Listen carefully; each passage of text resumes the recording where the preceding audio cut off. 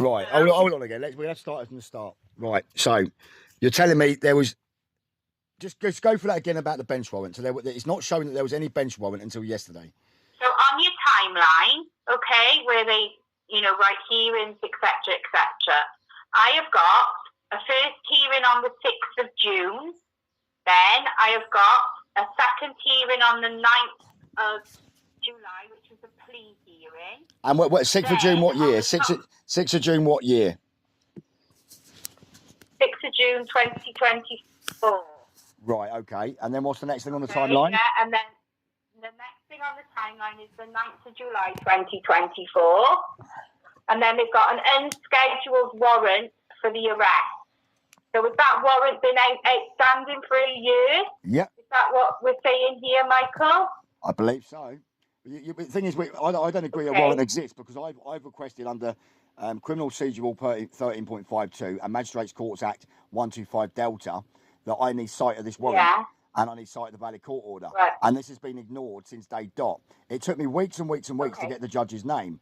And then I sent in extensive correspondence. I expressed my private trust in the court. I've expressed in you guys' process how you've gone miserably wrong on it. I've expressed the fact that a Section 4 public order offence, hurty words against security, that's not a real thing.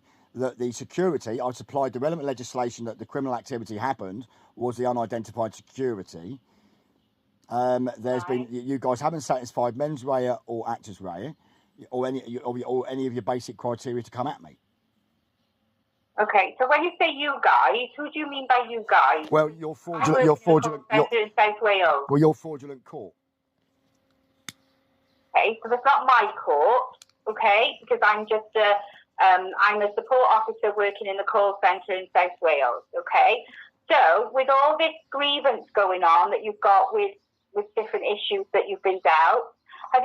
You've obviously put that in writing in an email, have you, to be sent over to the court? So the court's had extensive communications for me since day dot, and they've ignored everything. Right. I had confirmation by email that now the judge has finally got hold of my all my information, including all my correspondence with the old bill and everything, all my evidence, and that was on the 9th of the 10th last year, and that the judge and the legal team has it, and they'll get back to me in due course.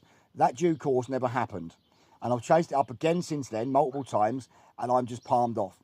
I've only just got an email today that's working again because of the emails you provided before kept getting rejected. So I've just served you guys a letter of production of the warrant and all the criteria around that. And I've also submitted a case stated under Section 111 of the Magistrates Courts Act 1980. Because of you guys are not acting... Hello? Hello? Can you hear me? Michael? I'm still here. Oh, we're playing this game. Hello? Hello? What happened to you then? I've got no idea. No idea. Oh, you went dark then for a couple of seconds. I don't know what happened there. Right, so... No. So let's continue with this timeline. So what's happened then since there was June the 6th last year, and then what happened? June the 6th last year, July the 9th last year, and then an unscheduled warrant for arrest without bail. What's an unscheduled? So basically they haven't put a time on it. So if it's not been answered to, it's still outstanding. All right, okay. Okay, so there's still an outstanding warrant.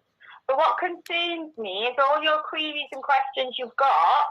If you're saying that emails have been bouncing about and not being answered properly and you were given the wrong email addresses, what email address were you given? Were you given our contact crime one? I've got three email addresses. I've got contact crime who just pissed me about and don't want to help, and then I've got the Northwestern. I've got the inquiries one and the listings one. Those latter two kept rejecting back. I've been onto the phone this morning to one of your colleagues, and I've got another email address. So I've now forwarded everything again to that email address. Now, the email address I had were working, and then they suddenly stopped, which is very convenient, isn't it? Well, but nevertheless, let's not overlook the fact that on the 9th of the 10th last year, I got a response telling me that they've now got the paperwork and they're going to get back to me in due course, and no one ever got back to me again. So obviously, what your court's doing is frustration communication, which is also a criminal offence because it's complete biased process, where you guys aren't even following your own rules. So anyway, let's get back to timelines. So we got this whatever warrant thingy that was on the 9th of July last year or whatever that was. Then what happened? What's the next timeline? Yeah, that's it. There's nothing else on the timeline. So this warrant is at the top of the timeline, and it's saying it's an unscheduled warrant, so there's no time on it. And the reason for the warrant is saying no appearance in answer to bail. What that means. I'm not legally trained. I'm just reading what's on the screen in front of me. Well, I never accepted any bail conditions, so it makes no sense. Right. So what's this? What the warrant is like. So what's this hearing yesterday then that we didn't know about? No, there's no hearing yesterday. That was my mistake, not checking the date. It's not saying 2025. It's saying 2024. Well, your colleague. July, so there's no other hearing. Well, your colleague made the same mistake when I called up earlier, and she was telling me there's a hearing yesterday. All right. No, there's definitely not a hearing yesterday. There was the 6th of June, 2024 was the first hearing. Second hearing, which was a plea hearing, was the 9th of July, 2024. So that was last year as well. And then on the top of your timeline, you've got an unscheduled warrant for arrest without bail. Those are the three things that are showing on your timeline. Right. Okay. Okay. So, from my point of view now, Michael, you've got email addresses that are working now, yeah? But they were originally, and they still ignored all my correspondence. So I don't know what we can do from there, because we can't contact the court via telephone. We can only contact them via email. Well, do you not see what the problem is here? That I can't even get a line of communication with the fraudulent idiots down at the court.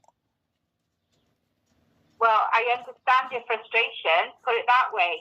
Yeah. No, I don't think you do. The frustration is I'm the only one in this scenario acting in law, and I always act in law. And I had to suffer this bullshit the other year as well, where I got remanded 70 days for both charges to be chucked out, parallel to this, because they never had any claim in the first place. And again, the courts ignored all my correspondence. So this is eerily similar to this, where you lot think you can get away with just doing what you want, and their little satanic regime trying to fleece my Sescovite. So by you lot, as I said, I'm a support worker working. Yeah, I don't take it. Love. Listen, you're acting as corporation right now. So I'm not talking to you personally. I didn't ring up Doris on her home number. I rung up the court, and it just happens to be some third-party interloper company that's dealing with it, which happens to be you. So when I'm saying you is the corporation. You is the fraudulent Wrexham court that has a DUNS number because they're registered in America, a for-profit corporation, and these are not courts. There's money attached to these. They're not criminal. It's like administration courts don't exist. They were dissolved in 2008 under the Clearfield Doctrine. This is just an all-out grab for the Sescovite, so these satanic nonces in the Freemasons there who are going against their Masonic oath can all go and get asset rich. It's ridiculous. Okay, so what do you want me to do? Well, I don't know, because obviously my communications have been seriously frustrated. I've now emailed everything back over to you lot, by you lot, not you personally, the court. So I'm just saying, holding fire, basically, because I don't know what I can do. My life's been completely fucking hindered because of the criminal activity of these satanic nonsense.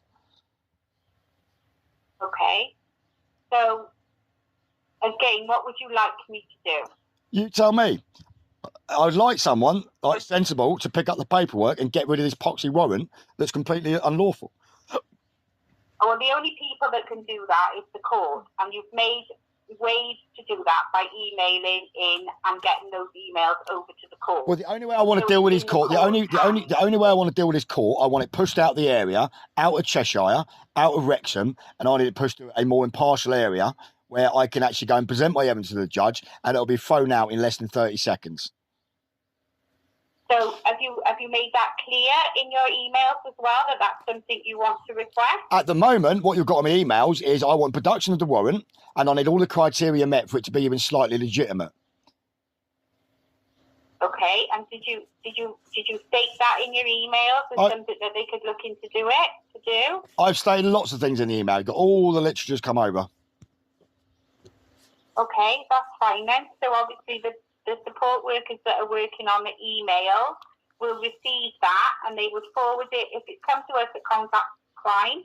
They're going to forward that onto the court and they're going to upload it onto your case. Right. Well, in the meanwhile, I need to get all the judges' notes and everything emailed over to me. Okay, did you request that via email? So I can't take that request verbally. It needs to be in an email. Why is that? In a separate email, just requesting what you want because of data protection. Well, I've done a DSAR before because I want the bonds and everything else. I want sight of those that I know are sat on the table there that the banker's holding on to. And that they rejected it based on the fact it was from the judiciary department of my private trust. So they recognise the fact it's a private trust, yet they're acting out, so they're breaching trust law, still coming at me without meeting certain criteria. They're just doing what they want. Okay, so how can I help you with that? Well, you can't. You're useless, and I don't know why I'm talking to you in the nicest possible way.